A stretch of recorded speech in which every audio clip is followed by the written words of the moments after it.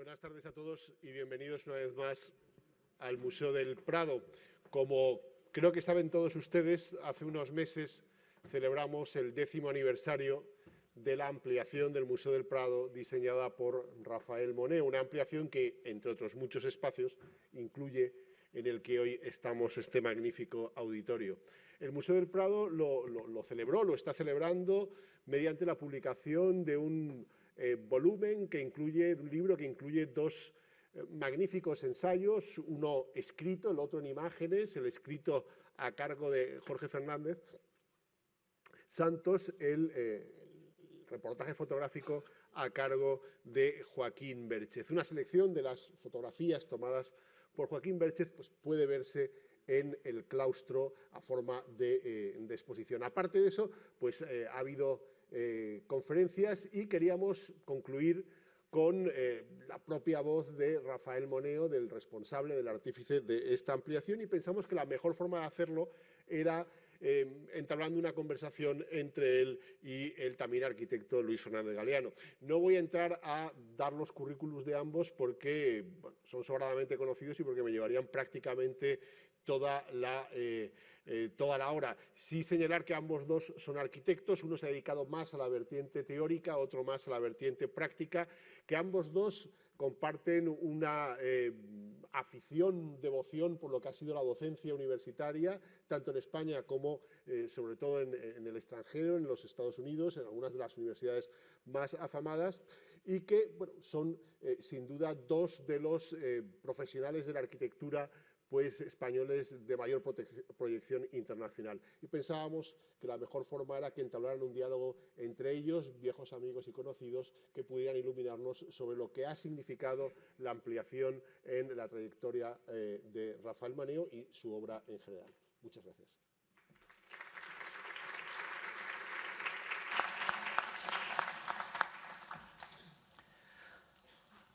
Bueno, muchas gracias, Miguel, pero mi papel, como sabes, es el de hacer hablar a Rafa, o sea que eso quede por delante. Celebramos, sí, los 10 años de su ampliación. El año que viene vais a celebrar los 200 de la fundación del museo, así que es un momento de efemérides que yo creo que han sugerido el traer aquí al protagonista de la última ampliación, porque la verdad es que el Museo del Prado se ha ampliado numerosas veces y a mí me parecía que era bonito reflejarlo con un dibujo del propio Rafael Moneo. No vamos a poner muchos planos, solamente este, pero si me lo ponen aquí en la pantalla, que estoy seguro que me escuchan en las cabinas y me lo ponen pronto, esto es un dibujo del propio Rafael Moneo contando desde el edificio original de Villanueva, que como sabes se hizo para otro uso, como un gabinete de historia natural y laboratorio de química, y luego las sucesivas transformaciones que ha ido sufriendo en el tiempo. Lo cual yo creo que es interesante porque Rafael, al dibujar esta secuencia, está diciendo, me inscribo en esta cadena de arquitectos, pero nos está dando otro mensaje. Y ojo, mi ampliación no es pequeña. De hecho, añadió casi tanto como lo que el museo tenía con las ampliaciones sucesivas que había sufrido hasta ahora. Con lo cual, por un lado, es un gesto de humildad, pero por otro, claro, de conocimiento de hasta qué punto esta ampliación ha sido trascendental en la historia del museo y es lógico celebrar sus 10 años. Bueno, pues casi lo primero que hay que decir es por qué se continuó en esa dirección. O sea, y eso a lo mejor me llevaría a tener que hablar muy brevemente a propósito de los dos concursos previos a desarrollar el proyecto de la ampliación. El primero, que debió convocarlo siendo ministra de Cultura Carmen Alborg, fue un concurso extraordinariamente abierto y digo eso porque en realidad no se dio a los arquitectos ninguna dirección a propósito de dónde o de qué suelo podían disponer para la ampliación. En ese concurso me parece que se presentaron entre 780 o 770 proyectos fue desarrollado en 2 etapas, eligieron a 10 y al final, en la segunda etapa, el jurado creyó que ninguno de los proyectos, convencía para que inmediatamente se desarrollase como definitiva ampliación. Digo esto porque entre los 10 seleccionados, pues verdaderamente no hubo absoluta coincidencia a propósito de cuál era la dirección a seguir. En la propuesta mía indicaba que lo que parecía más, más lógico o más natural era extenderlo apoyándose en lo que eran restos del Palacio del Buen Retiro.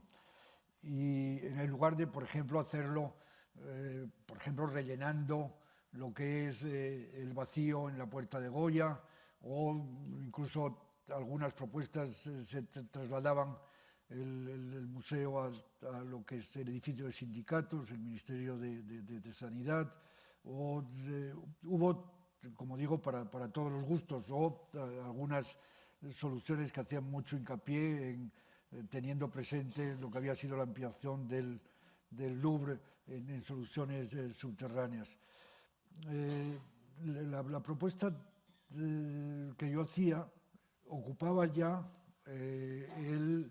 lo que es el claustro, para entendernos, del Palacio del Buen Retiro. ¿Qué ventaja tenía esta propuesta? Pues yo creo que sobre todo una que me lo sigue pareciendo ahora, que es que la condición de contigüidad hacía posible el que la ampliación del Prado no se produjese, dividiendo la colección. Porque entre las muchas posibles ampliaciones que se habían planteado antes, entre otras, una que tuvo sus defensores y que tenía su sentido, era hacerlo donde hoy está la colección Thyssen-Bornemisza, lo que había sido el Palacio de los Duques de Villahermosa y la López Quesada había pasado al final al banco de depósitos, a la institución que recogía los bancos que habían tenido problemas, era propiedad estatal, y decían, bueno, llevamos allá todo Goya y queda entonces el Prado naturalmente dividido. A un lado quedaría Velázquez y al otro lado quedaría Goya. Al final se cruzó antes la propuesta al Barón. El Barón entendió lo importante que para él era también estar muy en el centro de Madrid y aceptó, y el Prado se quedó. Bueno, esto va dicho como ejemplo de una ampliación que hubiera dividido la colección. Yo creo que la división de la colección no es enteramente satisfactoria ni para el visitante ni para el museo propiamente dicho. Esta solución en contigüidad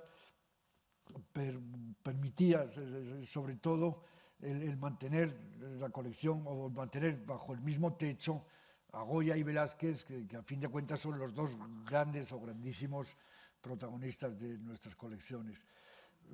Por otro lado, el otro propósito que tenía el proyecto era la manera en que yo era capaz de discernir, de tratar de limpiar o tratar de recuperar para el Prado, en lo posible, algo de lo que era el Prado de Villanueva, que es un edificio extraordinariamente hermoso, que quizás el edificio más hermoso de fin del siglo XVIII en toda Europa, o principios del XIX en toda Europa, pero verdaderamente mucho más, ha sufrido mucho más de lo que parece a través de las sucesivas ampliaciones, más contaminado. En ese aspecto, la ampliación trataría de incorporar el suelo del Buen Retiro y al mismo tiempo de aclarar un poco lo que es la entrada o lo que podía ser la entrada desde la puerta de Velázquez, que indudablemente es la entrada más noble del museo. Entonces, hacer compatibles estas dos, contigüidad y mejora de la estructura del Prado, del edificio de Villanueva, serían el propósito que guió el museo. Termino ahora con lo de cómo fue la secuencia del concurso. El concurso se declaró desierto, se dieron 2 accessits, no se sabía bien de qué suelo se disponía para la ampliación, y yo creo que, ahora no sé enteramente quién lo convocó, pero puede que estando Esperanza Aguirre en algún cargo, llegó a un acuerdo con la Iglesia para que la Iglesia cediese el suelo del claustro, y entonces con unas limitaciones establecidas desde el patronato a propósito de cómo tenía que crecer el museo, se propuso que creciese en realidad en la dirección que yo había adelantado en el primer concurso. Se nos convocó otra vez a los 10 arquitectos que habíamos estado en la primera etapa, y en ese segundo concurso, bueno, fue cuando el jurado creyó que el que había que desarrollar era el proyecto que yo había planteado, y que es el proyecto que ven ahora, que prácticamente desarrolla bastante puntualmente lo que se ofreció en aquel segundo concurso. Aunque lo que dice Rafael de la contigüidad es interesante, pero sin embargo el Prado habla del campus del Prado. Campus porque no solamente se ha ampliado sobre el claustro de los Jerónimos, sino sobre 2 residuos del Palacio del Buen Retiro, el Salón de Baile y el Salón de Reinos, ¿no? Bueno, yo entendería eso de este modo. Indudablemente, y en ese sentido, es bonito ver cuánto estos planos en realidad están reflejando este encuentro entre lo que es el Palacio del Buen Retiro, que establece este orden de geometría, y el Salón del Prado, que establece este otro. El Palacio del Buen Retiro, claro, yo tengo muchísimo respeto a Velázquez, digamos, como gran ocupante del Prado. Y que el Palacio del Buen Retiro, que en el fondo está tan asociado por razones estrictamente de coincidencia en el tiempo con Velázquez, el que haya, digamos, el que se mezcle y el que esté presente en el Prado tiene su interés, o tiene muchísimo interés. En esta, digamos, en este disolverse del edificio de Villanueva en una realidad más amplia, como es la realidad entera de la ciudad, pues efectivamente no está todo contenido en el edificio de Villanueva, pero sin embargo mantiene esos lazos afectivos importantísimos. A medida que va incorporando los restos del Buen Retiro, sea el Casón o ahora el Salón de Reinos, el Prado va, digamos, reconociendo desde ese origen no establecido en los tiempos de Felipe IV y de Velázquez. De hecho, el que el Prado tenga legítimo derecho a reclamar el Salón de Reinos como suyo, viene indudablemente por el hecho de que efectivamente Velázquez fue el aposentador que organizó ese Salón de Reinos y estableció el orden iconográfico de las batallas, y eligió a los pintores que iban a estar allá.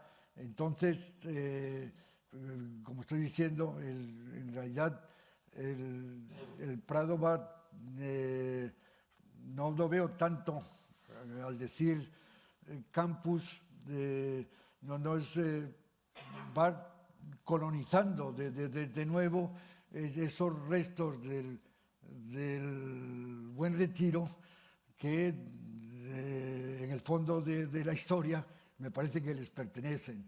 De hecho, y entonces en ese sentido están mejor y es más natural que el Palacio del que el Salón de Reinos vuelva a estar otra vez incorporado más o menos virtualmente al Prado y a lo que era el Palacio del aquello en que el Palacio del Buen Retiro está todavía conectado en el Prado, que el que fuese o el que estuviese al servicio de cualquier otra institución. Y lo mismo para el Salón de Reinos, para el Casón, para el Salón de Baile. Entonces, no, esto que dice Rafael... Hay que ver un poco la noción de campus más ligada a la propia historia, no, digamos, controlada o dirigida por nadie, sino al final ir recogiendo o recuperando y dando lugar a que tenga sentido esa intersección entre Villanueva y el Palacio de Felipe IV. No, esto creo que lo recoge bien. Tú efectivamente has explicado muy bien cómo esta geometría, son los jerónimos los que dan la geometría, digamos, al Palacio del Buen Retiro, y eso es lo que tú recoges aquí, en contraste con Villanueva. Pero si vemos una imagen del concurso último que ganó Norman Foster para hacer sobre el Salón de Reinos, ¿sabes? Una intervención, sí que se advierte muy bien esa idea del campus, ¿no? Máxime cuanto la conexión es subterránea entre las dos piezas, ¿sabes? Villanueva y el... Pero en realidad... Lo que quiero decir es que esto que refleja lo que era el antiguo palacio, y aquí se ven las piezas que han quedado en la ciudad, ¿no? El claustro con los jerónimos, aquí el casón y aquí finalmente el Salón de Reinos, sobre el cual no sabemos qué se hará, porque eso al final lo decidiréis aquí en el Prado, pero esto es lo que en su momento... Ya, Luis, pero esa simbiosis o esa superposición espacial de los restos del Palacio del Buen Retiro, ya desaparecido, con una institución que va, digamos, rescatando y reincorporando. A mí me gusta más ver el Palacio, el edificio de Villanueva, digamos, necesitando de ese rescate, que en realidad pensar en la institución desde la idea de campus. O sea, me parece que la idea de campus está naturalmente incorporada al uso que van a tener los futuros visitantes del Prado, que con naturalidad se moverán entre el actual edificio de Villanueva y el uso y lo que vaya a ser el destino final del Salón de Reinos. Pero bueno, destino bien está. Rafael, sobre yo tengo que preguntarte, ¿tú crees que deben de finalmente colgarse las pinturas que en su día estuvieron allí? Bueno, yo lo que creo es que el edificio del Salón de Reinos es un edificio imposible de relacionar con lo que pudiera entenderse como una restauración del Palacio, de los restos del Palacio del Buen Retiro. Y que entonces, en realidad, los arquitectos del 19 inventaron una manera de convertir en edificio los dos chapiteles que quedaban y la crujía correspondiente al Salón de Reinos, y hemos vivido 100 años con el edificio que fue Museo de Artillería y luego Museo del Ejército. Lo que estamos haciendo ahora, en el fondo, es parecido. O sea, en el fondo, nadie puede pensar que la operación que va a hacer Norman Foster tiene que ver con algo ligado a una restauración o una recuperación, ni tan siquiera en términos iconográficos de lo que era el Palacio del Buen Retiro, sino que más bien es un suelo disponible y un edificio que efectivamente tiene la estructura y se identifica como edificio, pero que poco tiene que ver. Entonces, lo que poco tiene que ver con el salón, con el antiguo Palacio del Buen Retiro, lo que tiene que ver en realidad lo que verdaderamente sustenta más a los restos del Salón de Reinos es el vacío del Salón de Reinos. Y entonces a mí me parece que, pensando en lo que me parece a mí que da más consistencia al edificio del Salón de Reinos, al antiguo, es verdaderamente acertar con que la almendra y el núcleo de ese edificio mantenga lo que más justifica que esté todavía en pie. Entonces, no sé si me he expresado suficientemente claro. Quiero decirles, Ha sido razonablemente ambiguo. lo que veo yo del edificio del Salón de Reinos ahora, y lo que va a pasar con el edificio Norman Foster y lo que pasó con el edificio de los arquitectos del 19, es que hay un edificio inventado que toma alguna referencia del edificio del Buen Retiro, pero que lo único que queda que realmente justifica ese edificio en cuanto a que auténtico heredero del Buen Retiro es el vacío del Salón de Reinos. Y es fácil, desde luego, cuanto más los conservadores pretendan respetar todo lo que quedaba del antiguo Salón de Reinos, más necesario se verá la necesidad de incorporar todo el aparato, digamos, de decoración que el aposentador, que era Velázquez, dispuso para ese vacío. Bueno, nos ha costado, pero al final el aposentador Rafael Moneo dice que sí, que hay que colgar allí los cuadros de batalla. No digo tanto, esto es una cosa que no, en modo alguno, hombre, uno está obligado a dar su opinión, pero afortunadamente no es una decisión en la que mi juicio esté comprometido. Yo supongo que esto es algo que... Bueno, aquí estamos hablando con una, digamos, confianza y apertura que no sé si procede, no digo a propósito de confidencialidad, pero casi. O sea, como saben, no sé,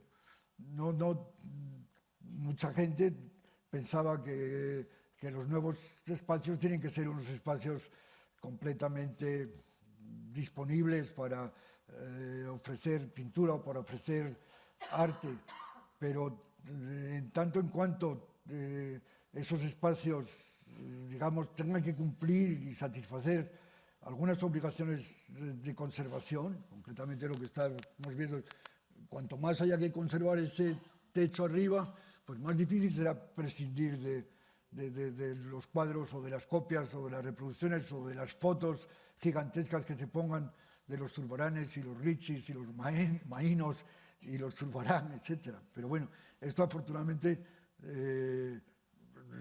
la decisión corresponde al Prado, no todos los conservadores y directores seguramente comparten la misma opinión. Pero pues en todo caso venimos... Pero bueno, venimos a homenajear... Yo creía que veníamos a hablar de su libro.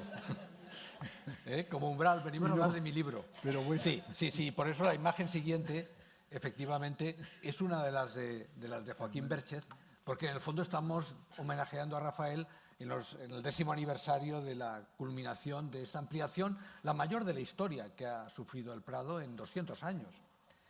Y Joaquín Bérchez ha puesto mucho énfasis en esas imágenes que ustedes pueden ver, como les decía Miguel Falomir, en la tercera planta, en el claustro mismo, en las texturas y en los materiales, ¿no? Aquí con la puerta de Cristina Iglesias, que lo mismo que la puerta de Velázquez no se abre mucho.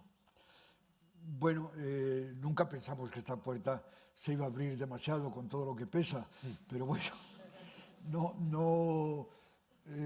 yo creo que la puerta es un acierto, pero piensen por un momento, en realidad sería equivocado pensar que la ampliación del Prado es enteramente el edificio que envuelve al claustro. El edificio que envuelve al claustro, digamos que termina apareciendo y termina naturalmente incorporándose a la ciudad, pero la ampliación tiene más que ver con toda esa articulación de los espacios que se van sucediendo y en las plantas hemos visto ese espacio intersticial importantísimo, el espacio de acogida o como quieran ustedes llamarlo, entre las dos directrices, la del Salón la del Palacio del Buen Retiro y la del el Salón del Prado.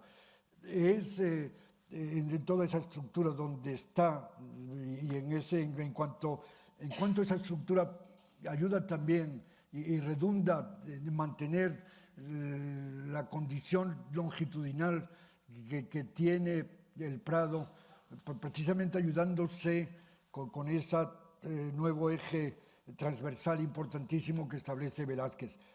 Efectivamente, la Puerta de Velázquez no se abre y se podría y se debería abrir en el sentido, si no hubiera todos los problemas de controles y de seguridad y del eje natural para usar un edificio como el Prado, es la Puerta de Velázquez, no cabe duda. En este aspecto, la puerta de Cristina Iglesias, que indudablemente ha contribuido notabilísimamente a hacer que la obra entera de la ampliación incorpore también esta calidad artística. En realidad, la obligación de que la ampliación tuviera una componente no ajena a la obra de arte se la ha dado la puerta de Cristina Iglesias. Pero a mí me parece bien que sea esa obra de arte casi añadida como una joya a una arquitectura que, como digo, está sirviendo a un orden más amplio de lo que es la estructura del museo. Curiosamente, ahora esto es un paréntesis, pero no, el paréntesis es un paréntesis un poco árido, pero me parece que también hay que en algún momento reconocer dónde estuvieron algunas de las dificultades que la ampliación tuvo. Por ejemplo, curiosamente me he dado cuenta que una planta que yo no he incluido ahí es una de las últimas plantas de ampliación del museo, que fue la creación de lo que es la galería de instalaciones, la galería de servicios.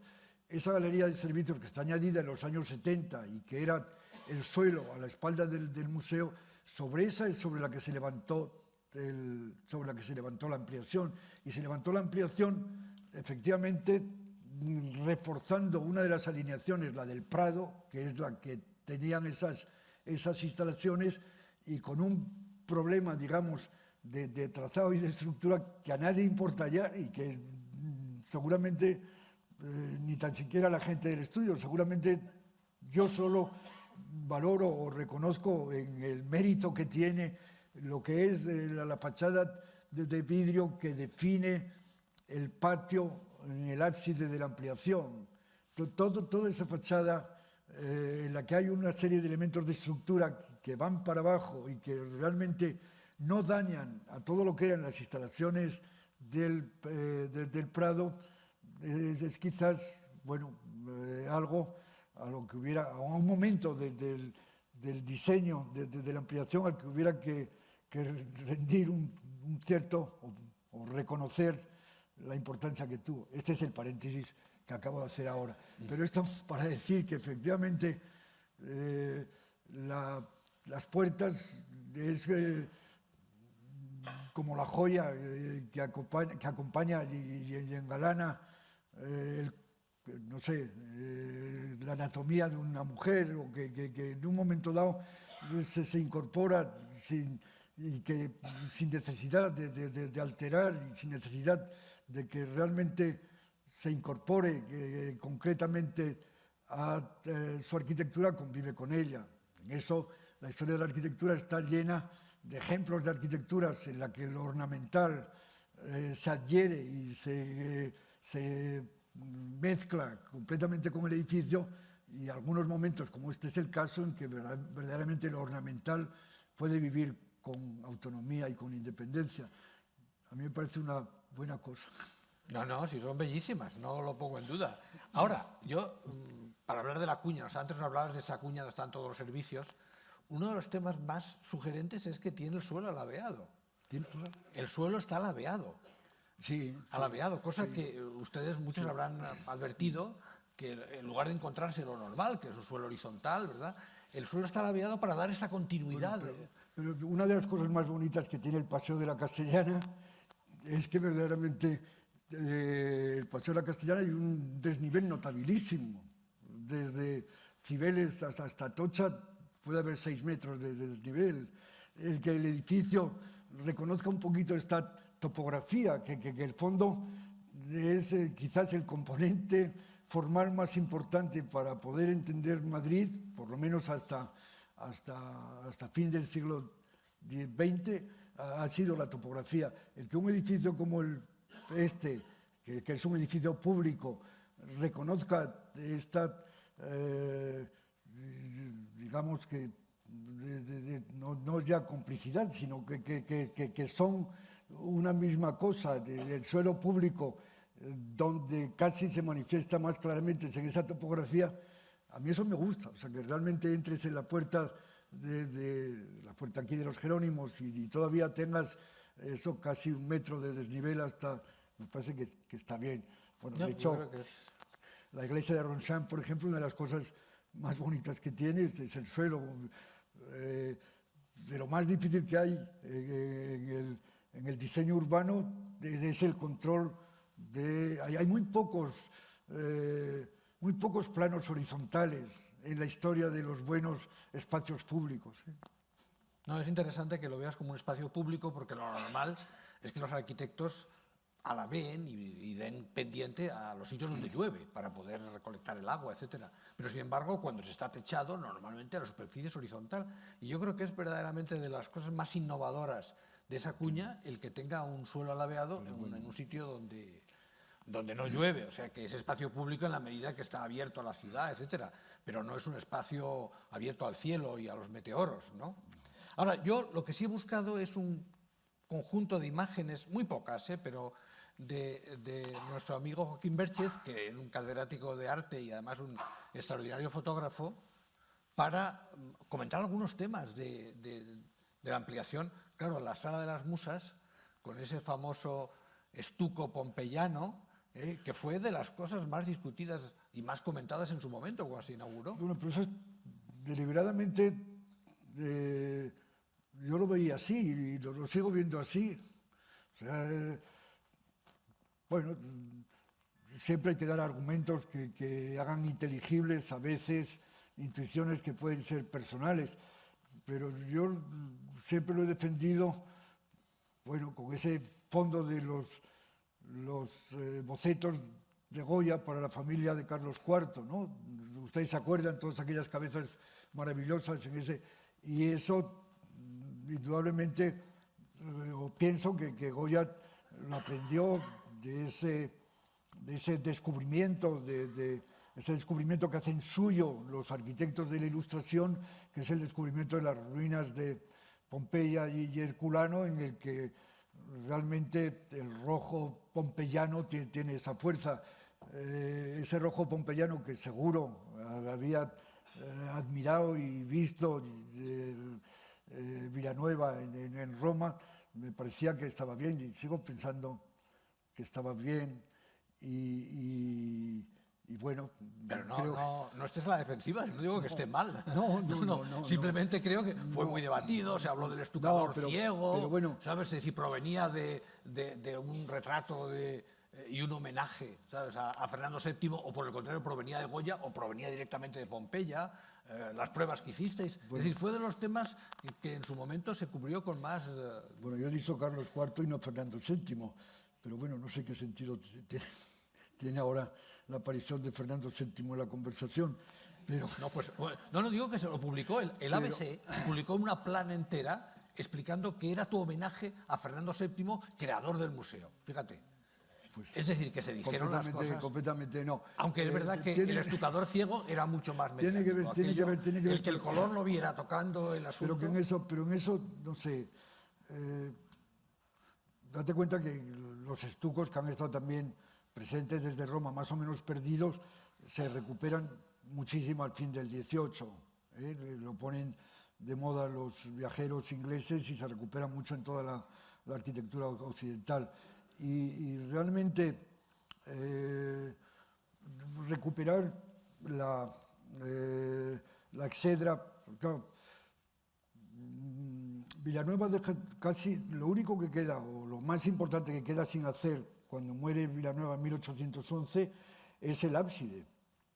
El ábside queda sin tejar y queda, en realidad, las columnas, creo, alguna vez he oído decir que algunas de las columnas que están empleadas arriba por Muguruza, al partir la galería del museo, pertenecen a las que pretendía, a las columnas que pretendía fuesen jónicas, me parece, Villanueva para la exedra, vamos, para la sala de asambleas que quedó sin hacer. Claro, de ahí lo que era más importante era efectivamente la geometría y ese vacío, pero ese vacío que de algún modo está, digamos que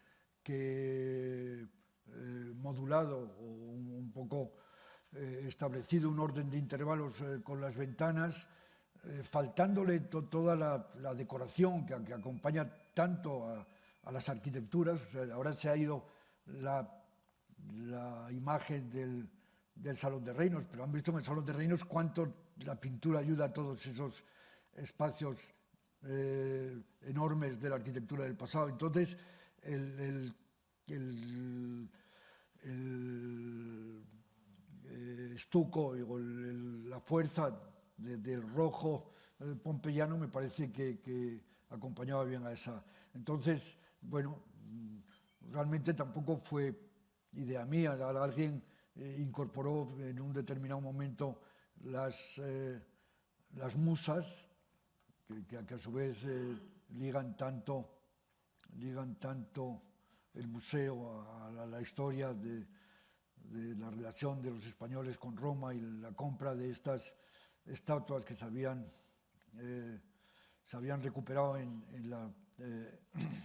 Villadriana y que había comprado Cristina de Suecia y luego más tarde Felipe V y las trae aquí y entonces al final acaban en el Prado.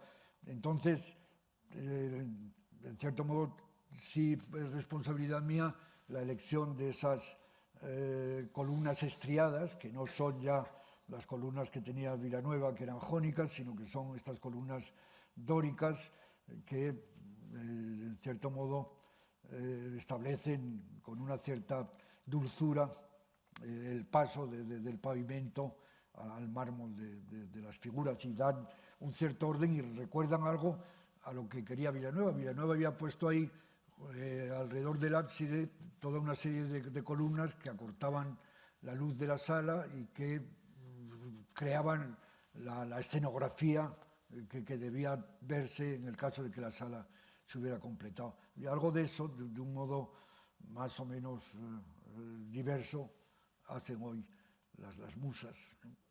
Pero bueno, no vamos a hablar solo de estucos. Yo quería que habláramos también, claro, de una zona, la del claustro, que en tu proyecto iba a ser de investigadores, ¿no? En principio, sí, eso estaba sí, y planteado finalmente como sido una gran decisión sala de lectura de la biblioteca. O sea, era y en eso me parece que fue Sugaza quien en un determinado momento pensó que tenía más sentido dejarlo como un espacio más abierto, espacio que ha demostrado tener esa utilidad para el uso que se le ha ido dando a lo largo de los años que tiene de vida la ampliación. Ahora mismo hay esta exposición a que se ha referido el director Miguel Falomir, pero ha servido para tantas cosas o para tantas, y en cierto modo mantiene más estrictamente la condición de una pieza más de la colección, que sería el claustro en sí mismo, y el claustro en sí mismo que todavía enmarca con una cierta decencia todos los leonis, aunque realmente hay que darse cuenta que entre los Leonis y el claustro de Fray Lorenzo de San Nicolás, pues median casi 2 siglos. más de 100 años, 110, 120 años o sea que realmente el claustro es una pieza hermosa en sus dimensiones y en su visión de vez. Aguanta menos un examen más atento, no tiene desde luego la precisión de la arquitectura herreriana, ni tan siquiera en la pieza de los seguidores de Herrera, ¿no? Todavía el patio herreriano de Valladolid es mucho más firme de lo que pueda ser, pero bueno, todavía una imagen como esa veo lo bonito que hace el cielo, esa especie de siempre me ha interesado en los museos que me ha tocado hacer, el mantener cierta relación y cierto contacto con el exterior, que la gente se dé cuenta todavía de dónde está. Ahora encuentro que es bien hermoso. Creo que lo ha reflejado muy bien aquí, Berchez. ¿Cuál es tu Leoni favorito de los que están ahí? ¿Cuál es tu pieza favorita de las...? Bueno, yo creo que lo más hermoso casi es la relación entre Carlos V y Isabel de Portugal, ¿no? Sí. Cuenta una historia de amor a lo mejor sublimada, pero verdaderamente muy hermosa. Sé la pieza que me asusta más. María de Hungría. Sí. María de Hungría es la mejor para mí, pero es la pieza que me asusta. La más lista de la familia. Es la pieza que me asusta más de todas, porque verdaderamente ofrece... Es difícil entender la Contrarreforma y realmente es una pieza que tiene, por más que alguien la pueda confundir con el Rodin de los burgueses de Calais, al final prefiero pensar, naturalmente, claro, la escultura frente a la pintura tiene casi siempre esa condición mediata que por más que se quiera, la dureza del material siempre obliga a una frialdad. Claro, el relieve de alabastro que hay al fondo, que están Isabel y Carlos V, porque en todas las otras son piezas separadas, no tiene en absoluto, no sé, la proximidad que mantiene un retrato y en ese aspecto, bueno, hay que ver los Leoni y hay que ver todo lo que eran la iconografía austriaca y esa versión, claro, uno ve esos trajes, ¿no? Ve esa dureza a veces pasar de la piedra al bronce o con todo el retrato joven de Felipe II es muy hermoso también, ¿no? La colección en su conjunto me parece que no sé, que alude, porque tampoco alude a este origen habsbúrgico, remoto y indudablemente no pretendido para el origen del Prado y que sin embargo está en él. Muy, muy bonito y yo creo que a veces no recibe suficiente atención de los visitantes, ¿verdad? Que a veces no llegan hasta... Pero no hablaremos solo del claustro, también hay otro Prado oculto, otro Prado el que no visita a nadie, pero que es fundamental, ¿sabes? Mucho, y que es parte de... Mucho y que también tuvo muchas dificultades. Hombre, el Prado se hubiera podido construir con mucho menos esfuerzo, mucho menos... realmente es una... No sé si pasa siempre, pero es muy triste ver, no sé, la erosión que produce, no sé, en este caso, por ejemplo, del Prado, los mecanismos con los que se produjo la excavación, que indudablemente garantizaron la estabilidad de la iglesia del Buen Retiro, de la iglesia de los Jerónimos, pero que verdaderamente ves el costo y el esfuerzo de ganar estos metros cuadrados tan necesarios pero que verdaderamente también me llevan a pensar, no sé, con cuánta más facilidad hubiera podido hacerse todo de lo que se hizo. Bien, hablemos de ese ábside que para ti es tan importante y que ahora de repente pues, se recupera, ¿no? Bueno, es que en este ábside en realidad se dan cita todas las intervenciones del Prado. Nos queda la parte más baja, que es la que no vemos, la que no estamos viendo aquí ahora. está el jardín de Bosch. Pero si quienes de ustedes tengan curiosidad y vayan ahí, verán todavía un zócalo en granito que seguramente procede de los tiempos de Villanueva. Entonces, el primer modo de terminar el ábside está en manos de Arnal, que es el arquitecto que hace el Congreso, que hace esa arquitectura bueno, muy delicada, vamos, esa especie de pilastras y el modo del paso a estos arcos sin ninguna transición. Es más torpe luego cuando ven cómo están abiertas las ventanas, pero todavía el modo en que se da continuidad y que se establece la relación entre el tambor de ladrillo y la cornisa es indudablemente obra de un arquitecto delicadísimo. La primera cornisa terminaba aquí cuando en realidad no tenía la sala de Velázquez la altura que tiene ahora. Esa sala de Velázquez tiene esa altura solo a final del 19. Me parece que es obra de Jareño y Saavedra. Y ahí entonces el arquitecto del 19, mitad del 19, no ha replicado o no ha utilizado los mismos modillones de Villanueva. El arquitecto de Jareño lo hace y de un modo un poco más confuso. Y lo ven allí. Sí, sí. Y lo ven cuando llega al encuentro con los dos contrafuertes laterales.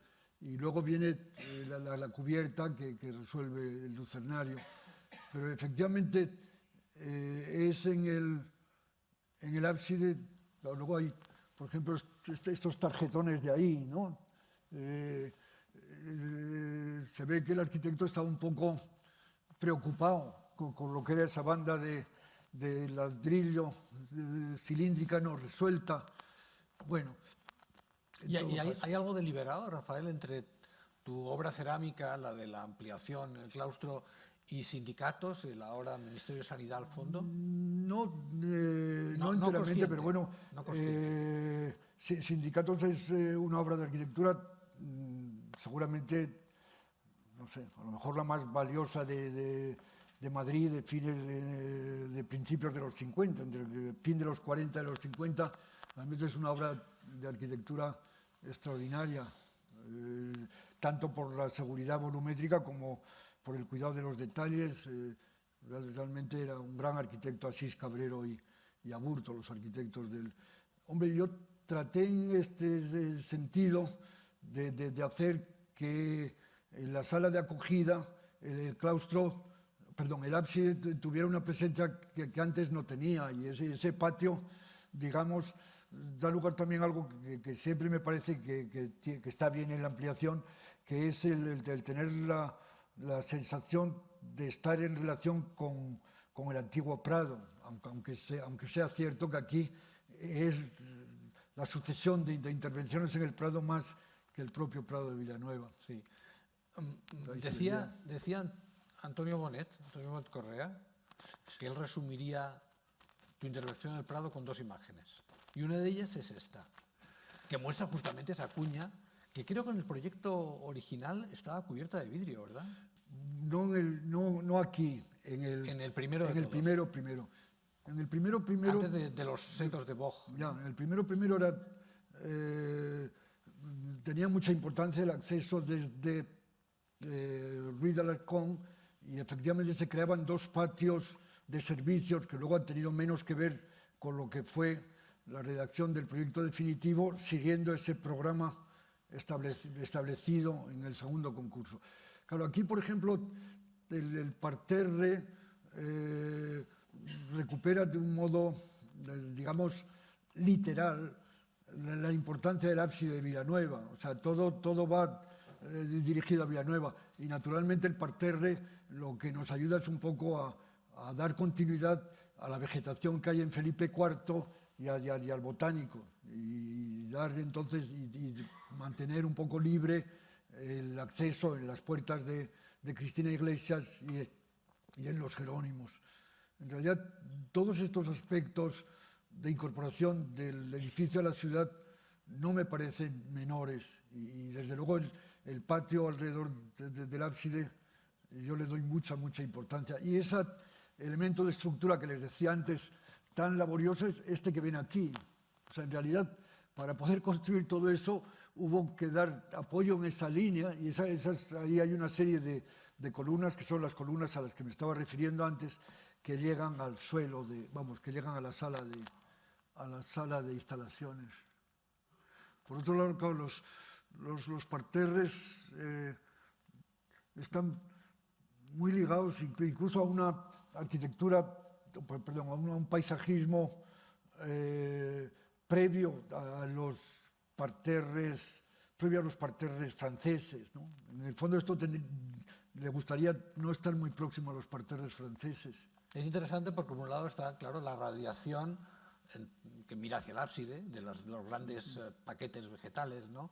Pero luego los setos de Vogt están organizados un poco en espiguilla. Sí. Como en espiga, como muchos pavimentos también, y hay como una especie de ritornelo de esos motivos formales, ¿no? Luego, bueno, sí, efectivamente, luego hay en realidad una división de las superficies de las grandes áreas del parterre con una exploración formal más es estrictamente ligada a un análisis, a un análisis de las directrices que tendría que ver con el trabajo incluso de un pintor. O sea, tú coges un cuadro de Klee y en un cuadro de Klee ves que realmente el artista se ha entretenido en un poco en ver de qué modo puede dividirse un trapecio, de qué modo puede establecerse esas normas de familiaridad que están ahí y están ahí haciendo, sin embargo, distintos cada uno de esos parterres. Y se han acomodado bien al clima de Madrid, ¿no? No estabais seguros, ¿verdad? Sí. Bueno, realmente costó mucho el que también la elección del parterre tampoco era desinteresada en el sentido de ofrecer un paisaje o un jardín terminado desde el primer momento. O sea, imaginaos ahora hubiéramos confiado, porque el Vogt vino crecido. O sea, costó mucho al final convencer a todo el mundo que se pusiera, pero realmente cuando se abrió la ampliación, pues ya el parterre estaba como luego ha sido. Pues te decía antes que Antonio Monet, viendo la exposición de Berche, decía, yo lo resumiría con dos imágenes. Esta y esta otra, que está sacada desde una habitación del Ritz. Sí. Donde efectivamente tu edificio, claro, y sobre todo el claustro, se pone en diálogo, ¿sabes?, con este edificio que tú admiras tanto, ahí, sí. que es Sindicatos, ¿no?, con Villanueva en primer término, ¿no? Bueno. Esta es una imagen que raramente puede verse, claro, porque solo ves las ventanas del Ritz, pero yo creo que expresa muy bien las intenciones y el sentido urbano de la intervención. Bueno, no, es así, es completamente así. De todas maneras, esta imagen me anima a decirles algo que a lo mejor me lo han oído decir ya, pero que lo digo muchas veces y no tengo más remedio que hacerlo cada vez que veo el edificio de Villanueva. El edificio de Villanueva es un edificio engañoso. La gente, cuando se pone frente a la puerta de Velázquez, cree que es un edificio simétrico, que verdaderamente establece desde ese verso de Moreno Villa, no lo tomen al pie de la letra, por favor, que dice, he descubierto en la simetría mucha iniquidad. Siempre me ha asustado. Pero bueno, en todo caso, siempre que se pueda hay que esquivar la simetría. Pero en ese sentido se disminuye mucho la inteligencia de un arquitecto como Villanueva cuando se entiende que el Prado es solo esa imagen frontal desde un eje y con dos cuerpos laterales y eso. Porque en realidad el Prado es el resultado de superponer dos edificios que están orientados en sentido contrario.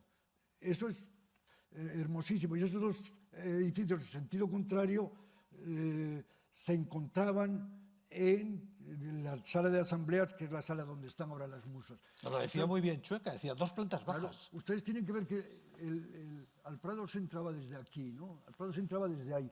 Y todo esto era un talud, era la ladera. Entonces, desde aquí entraba una de las academias, entraba desde aquí y terminaba en el balcón sobre el Buen Retiro, perdón, sobre el Jardín Botánico, y los otros entraban en la planta de abajo y se movían en sentido contrario.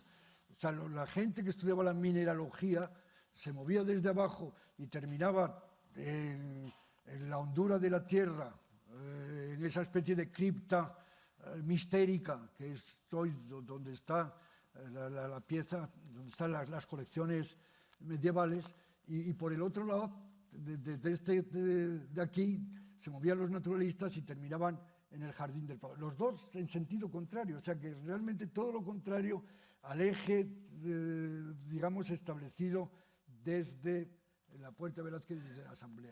Claro, aquí ahora, fíjense, bueno, seguro que digo cosas que muchos de ustedes ya saben, pero bueno, no está mal. La primera, esto era una ladera, y cuando se urbaniza el barrio de Alfonso XII, pues entonces se excava un poquito la plaza y hay una escalera que dibuja Jareño, que no es esa, es una escalera que dibuja Jareño que da la vuelta así y da la vuelta así. Esta que están ustedes viendo aquí ahora son unas puertas abiertas por Muguruza, y por eso advertirán aquí estas piezas de aquí, que son unas piezas que tienen una cosa un poco más cúbica, más como de Art Deco, que proceden del diseño de Muguruza. Del diseño de Muguruza, como son también estas ventanas, que son un poquito más débiles, todo esto es un punto menos... es mejor lo que hay arriba que lo que hay abajo. Vaya.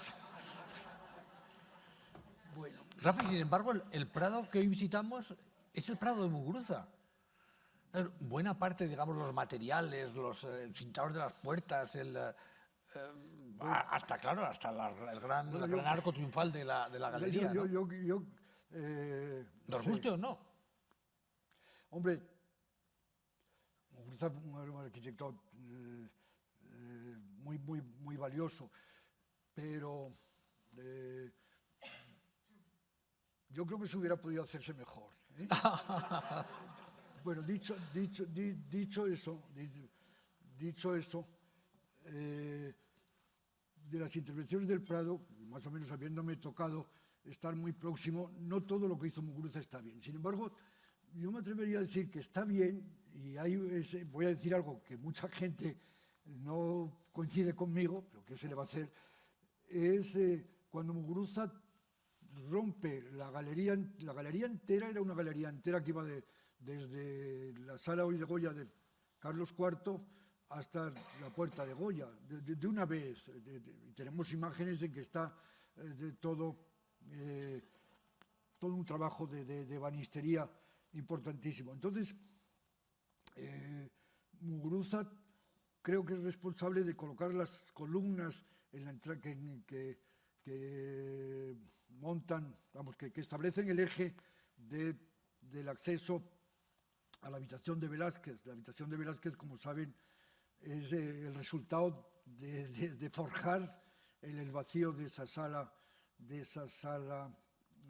asambleas de que estamos hablando ahora. Esa ruptura creo que utilizando las columnas que quedaban de Villanueva, que no llegó a utilizar Villanueva, me parece que ayudan a la sala larga del Prado. Y es un golpe de inteligencia y de talento de arquitecto, no siempre tienen los arquitectos que acertar continuamente, y seguro que no acertamos siempre, pero en ese momento Muguruza acertó tanto más que aquí. Sin embargo, sabes que es de las cosas más criticadas porque lo tomó del Louvre. El Louvre es una galería de 400 metros que necesitaba subdividirse. Dice, esta es una galería que Villanueva la pensó porque no es tan larga como de un solo tiro, Pero a mí no me parece mal. O sea, en ese aspecto no creo que... Seguramente los edificios tienen que aceptar una cierta maleabilidad y una cierta capacidad de deformación para vivir a lo largo del tiempo. Y en eso yo no tengo nostalgia ahora de ver la gran, tal como la gran biblioteca o la gran galería para guardar colecciones botánicas y esto, o pájaros disecados que todavía lo vemos en las Sexto de Laurent, vamos. Y en eso me alegra el haber tenido ocasión de reconocer el talento, o lo que a mí me parece muestra el talento de arquitecto como Muguruza en ese momento. Bueno, nos habíamos comprometido a no hablar más de una hora, ahora transcurrido, así que disciplinadamente lo que sí vamos a abrir es una conversación con ustedes. Si alguno desea intervenir, por supuesto, estaremos encantados, quiero decir, Rafael estará encantado de responder a sus preguntas sobre el edificio, su gestación y su futuro.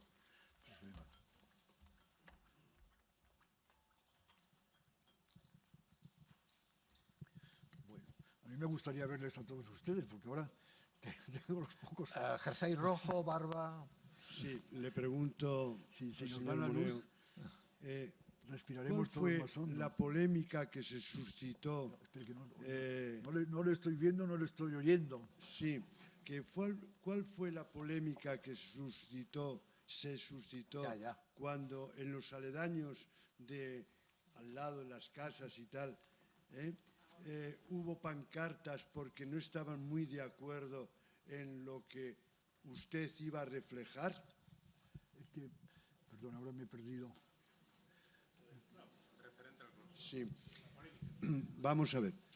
Digo que cuál fue la polémica que se suscitó en su día en los aledaños, cuando se pusieron pancartas como que no estaban de acuerdo con lo que usted iba a realizar, e inclusive hubo polémica hasta con el acondicionamiento, quiero recordar, del claustro. Bueno, la verdad es que las polémicas del Prado fueron muy duras. No sé, dicen que la memoria es selectiva y yo no guardo en estos momentos así. No es algo con lo que me despierte sobresaltado a las noches, pero verdaderamente lo que pasa es que en la polémica se mezclaron muchas cosas. O sea, se mezcló desde la propiedad del suelo y no sé, la parroquia que sintió que los ingresos que tenía desde el aparcamiento de coches no los iba a tener ya. Los vecinos que pensaron que realmente el Prado al traer más gente, el barrio iba a ser menos distinguido. Los colegas que verdaderamente creían, sinceramente, que había otras alternativas distintas a las que se habían premiado o que se iba a poner en marcha. Las rencillas internas dentro del Prado. O sea, el Prado no era tampoco un grupo, un colectivo tan homogéneo, y realmente mucha gente no veía las propias posiciones de los partidos políticos, de los periódicos. Realmente fue muy agotador, pero no siento, desde luego estoy libre de cualquier sensación de disgusto, o no guardo ningún mal sentimiento a quienes lealmente mantuvieron opiniones distintas a las que yo tenía.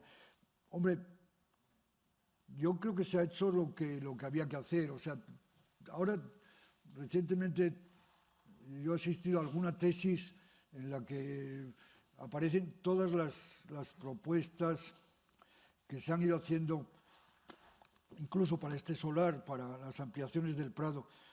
Al final, a mí me parece, a lo mejor es una visión optimista y prejuiciada, y naturalmente todo el mundo está libre de considerarlo, pero yo creo que seguramente se ha hecho una intervención equilibrada y una intervención respetuosa para lo que me parece más valioso, que es Villanueva, y valiosa también para el barrio en el sentido de transformar lo que era la espalda del Prado en algo un poco más integrado a toda la ciudad, incluso abierto con el pabellón que envuelve, o el edificio que envuelve al claustro, abierto un poco el camino a esta sensación de que el Prado puede ir ocupando y que tiene derecho a esa herencia virtual recibida del Buen Retiro. Entonces, bueno, no le doy ahora más. Luego, el dinero, luego efectivamente forzaron a mecanismos de construcción muy difíciles y más costosos que a lo mejor procedimientos más convencionales, pero bueno, todo pudo ir adelante. Al final, a veces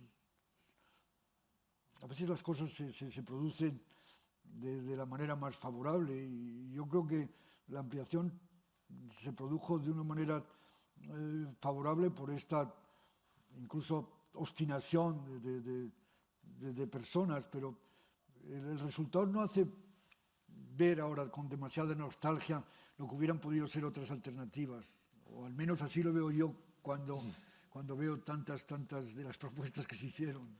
Muy bien, muchas gracias, Rafael. ¿Más preguntas? Si existe alguna... Ahora sí que es difícil ver si alguien levanta la mano, porque ¿alguien lo ha hecho?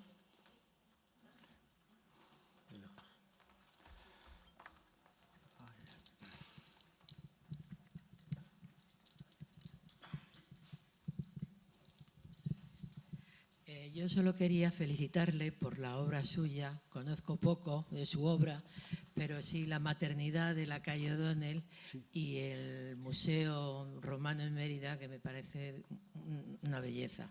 Solo eso, felicitarle por lo que yo conozco y de sus obras, y por supuesto por la ampliación del Museo del Prado. Muchas gracias. Bueno, muchas gracias a usted. Ver Rafael así da gusto.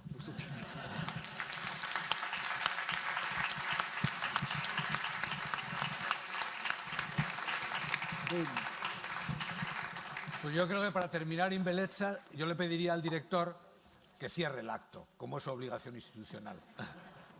Pues queda concluido el acto.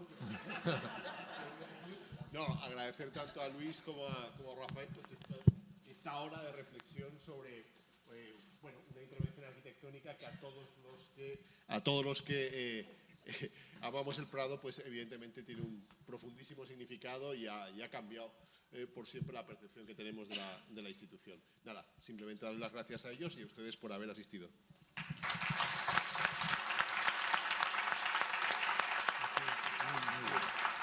Bueno.